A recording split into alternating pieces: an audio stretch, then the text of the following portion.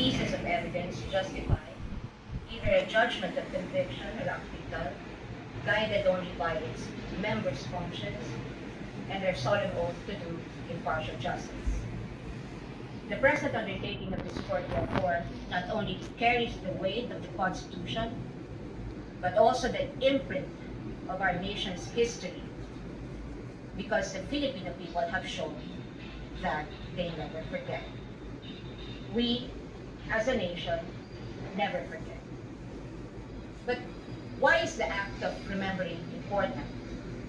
What does it matter to our history and to ordinary Filipinos?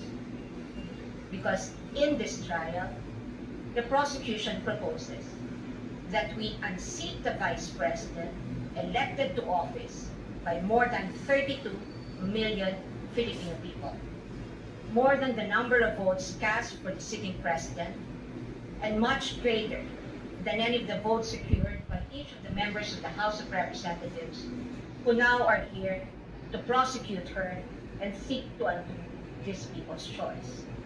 Sa makatwid, ang malinaw na layunin sa likod ng mga paratang na ito ay ang pagpapatalsik sa isang vice-presidenteng inihalal ng mahigit 32 milyong Pilipino at bunga ng kanilang malayang pagpapaksya.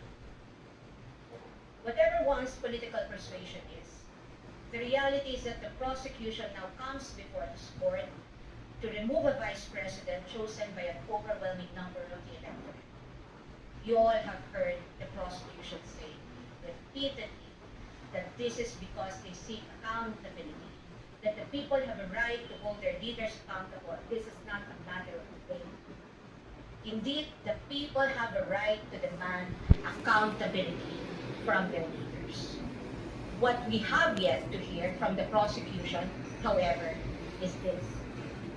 When the Constitution declared under Section 1, Article 11, that public office is a public trust and that public officers and employees must at all times be accountable to the people, serve them with utmost responsibility, integrity, loyalty, and efficiency, act with patriotism and justice, and lead modest lives, the Constitution does not only speak to the Vice President, it also demands the same standards from the prosecutors. Being public officers themselves, the public prosecutors and the members of the House of Representatives are also held to the same constitutional